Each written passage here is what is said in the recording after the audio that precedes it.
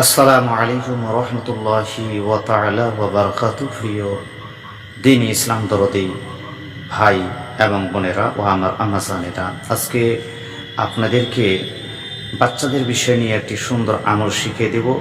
যে সকল মা বোনেরা বাচ্চাকে নিয়ে খুবই পেরেশানিতে রয়েছেন, খুব সমস্যার মধ্যে রয়েছেন, ছোট ছোট বাচ্চারা খুবই কান্না করে, অযথা কান্না করে, ও কারণে কান্না করে, সেই সকল বাচ্চাদের কান্না নিবারণের জন্য, কান্না বন্ধ করার জন্য, অকারণে যে সকল বাচ্চা কান্না করে, খিদায় কান্না করলে সেটা আলাদা বিষয়, কিন্তু যে সকল বাচ্চা আপনার অকারণে কান্না করে, সেই বাচ্চার অকারণে কান্না বন্ধ করার জন্য এটি একটি পরীক্ষিত সুন্দর আমল।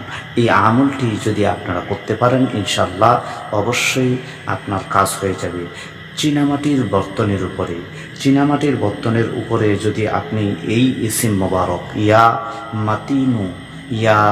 মাতিনু এই ইসিম মোবারক 21 বার লিখে, জাফরান দিয়ে 21 বার লিখে, সেই চীনামাটির বর্তনটি ধুয়ে যদি ওই বাচ্চাকে পানিটি পান করানো যায়, সুন্দর পানি দিয়ে ধুতে হবে এবং ধুয়ে পানি পান করাতে হবে, ইনশাআল্লাহ অবশ্যই ছোট বাচ্চার অকারণে কান্না বন্ধ হয়ে যাবে।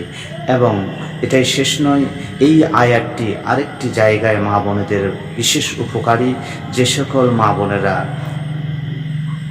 আপনার অসময়ে দুধ বন্ধ হয়ে গেছে, বাচ্চাকে দুধ খাওয়াতে পারতেছে না, বাচ্চা কান্না করতেছে, অথচ স্তনের মধ্যে দুধ নেই, তাদের দুধ বৃদ্ধির জন্য একই রকম 21 বার এই ইয়া মাতিনু লিখে যদি চীনামাটির বর্তনের উপরে লিখে সেই পানিটি সেই মা খেয়ে কিছুটা অংশ পানি রেখে সেই স্তনে লাগিয়ে দেয়, ইনশাল্লাহ আল্লাহ পাকের অশেষ দয়া মেহেরবানিতে স্তনের দুধ বৃদ্ধি হবে। আসসালামু আলাইকুম ওয়া রাহমাতুল্লাহ।